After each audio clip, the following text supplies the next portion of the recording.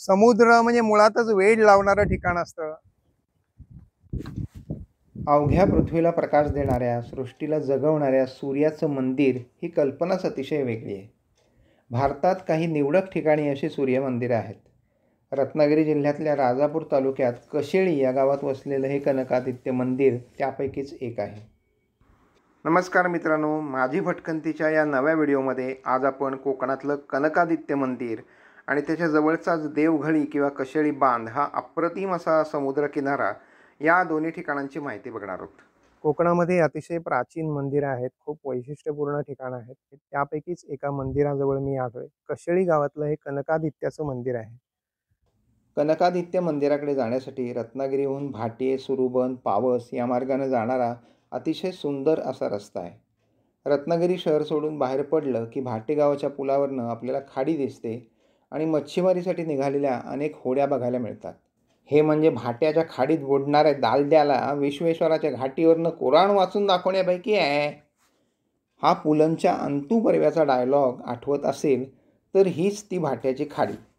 खाडीवरचा पूल ओलांडून पुढे जाताना समुद्रकिनारा आणि त्या शेजारच्या सुरुबनाच्या बाजूने जाणारा हा रस्ता आपला उत्साह वाढवतो.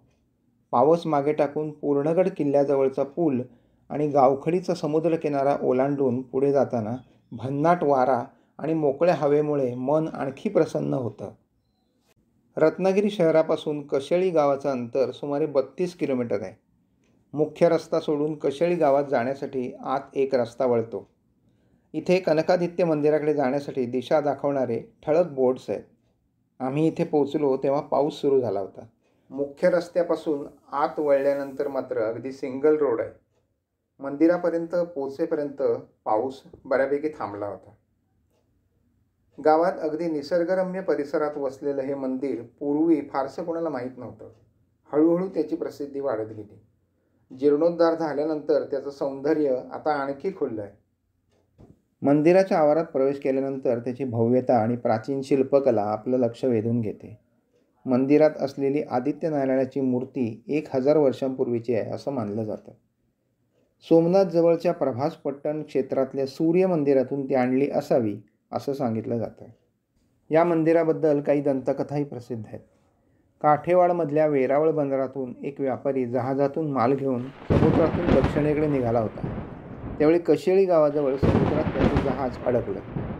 जहाजात असलेल्या आदित्याच्या मूर्तीला इथे गावातच स्थापित होण्याची इच्छा आहे असं त्याला वाटलं. म्हणून त्यानं होडीतून ती मूर्ती समुद्रकिनाऱ्यावरच्या एका घळीत आणून ठेवली. त्यानंतर त्याचं जहाज लगेच चालू झालं. कशेळी गावात राहणाऱ्या कनका नावाच्या एका सूर्योपासक स्त्रीला ही मूर्ती इथे असल्याचं स्वप्नात दिसलं आणि तिनं गावकऱ्यांना सांगून ती मूर्ती गावात आणली आणि तिची विधिवत पूजा केली. तेव्हापासून ही मूर्ती इथे आहे अशी ही एक आख्यायिका आहे. शिलाहार राजानं 1191 साली गोविंद भट भागवतांना हा गाव इनाम म्हणून दिला होता. त्याबद्दलचा ताम्रपट अजूनही या मंदिर संस्थानाने जपून ठेवला आहे. पूर्वीच्या साध्या दगडी मंदिराचा आता जीर्णोद्धार झाला आहे. देवळाच्या बाहेरच इथे एक मोठी विहीर दिसते. बऱ्यापैकी खोल आहे ती. आता त्याचं पाणी कमी झालंय आणि या विहिरीतून पाणी काढायला हे एक अजब आणि जुन्या पद्धतीचं यंत्र आहे. याला कळंब किंवा इंतर असं म्हणतात असं इथे मला समजलं. खूप मोठी इथे काठी आहे आणि तिथून त्याला एक पाणी काढायचं भांडं लावलं जातं आणि इकडे एक दगड लावला जातो आणि मग ते भांडं खाली जाऊन आपोआप पाणी वर येतं. अशा प्रकारची सिस्टीम आहे. सध्या हे यंत्र बंद आहे, पण पूर्वीच्या काळी वापरात होतं आणि कोकणामध्ये आणखी काही ठिकाणी अशा प्रकारची यंत्र किंवा मोट अशी वेगवेगळ्या जुन्या पद्धतीची उपकरणं बघायला मिळतात. या देवळाच्या मागच्या बाजूला एक छानसं तळं आहे, ते पण आपण आता बघूया.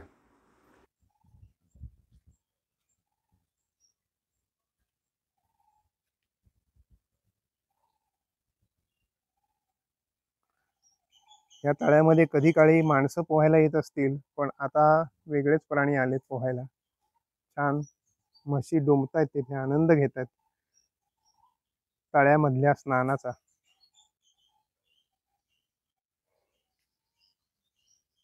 इथे आजूबाजूला दाट झाडी आहे, त्याच्यामध्ये बसलेली काही घरं. अतिशय शांतता आणि प्रसन्न वातावरण आहे इथे. संध्याकाळची वेळ आहे. देवळाचं दगडी बांधकाम पण किती मजबूत आहे हे तुम्ही बघू शकता. शेकडो वर्षांची परंपरा असलेलं मंदिर आहे.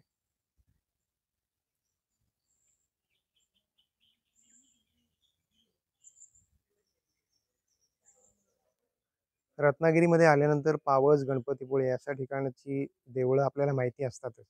पण कनकादित्यसारखं अतिशय प्राचीन आणि सुंदर बघायलाच हवं असं मंदिर आपण नक्की येऊन बघितलं पाहिजे, अनुभवलं पाहिजे. इथला सगळा परिसर फिरून बघितला पाहिजे आणि आपल्या या संस्कृतीचं जतन केलं पाहिजे.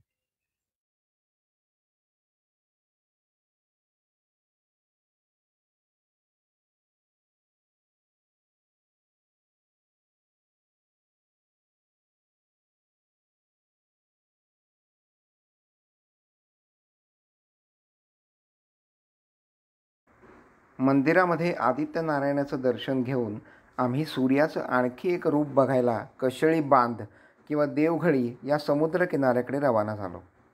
मंदिरापासून 4 ते 5 किलोमीटरवर हा किनारा आहे आणि याचं वैशिष्ट्य म्हणजे आपण किनाऱ्याच्या खाली न पोचता डोंगराच्या कड्यावर जाऊन पोहोचतो.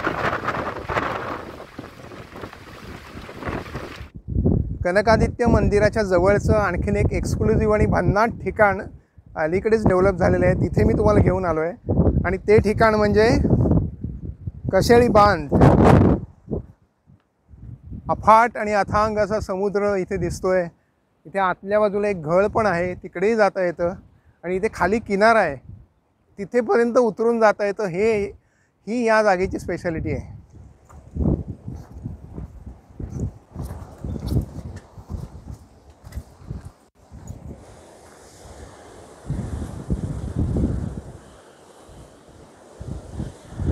खाली फोटो काढण्यासाठी आणि तिथून समुद्राचा नजारा बघण्यासाठी एक ठिकाण पण डेव्हलप केलेलं आहे गेल्या काही वर्षांमध्ये.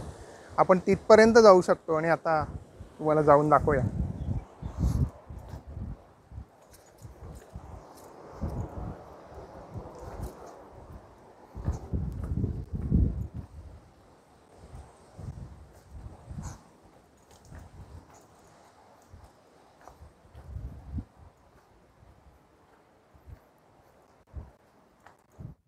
समुद्र म्हणजे मुळातच वेड लावणारं ठिकाण असतं आणि त्यातून असा अफाट आणि अतिशय निवांत असा समुद्र किनारा मिळाला तर काय म्हणजे सोने पे सुहागा.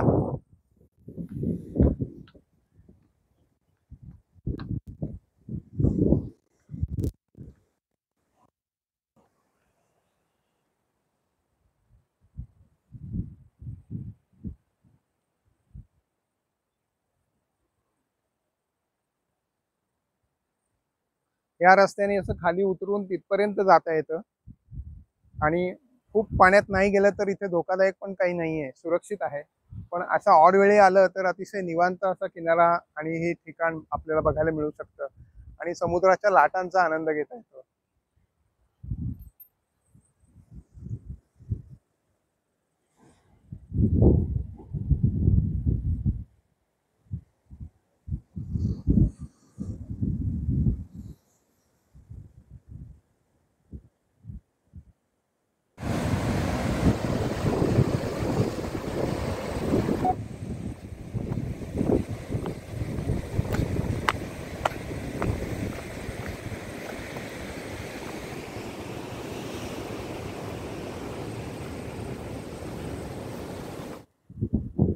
आपण नजर टाकावी तिकडे फक्त समुद्राचं उसळणारं पाणी, रुंद करणाऱ्या लाटा आणि डोंगर.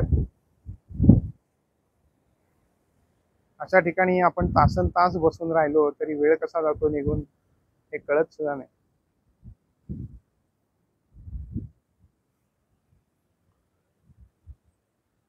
समुद्राच्या लाटांमुळे इथे मोठी घळ तयार झाली डोंगराच्या मध्ये आणि पाणी कमी असेल तेव्हा त्या घळीमध्ये आतपर्यंत जाता येतं.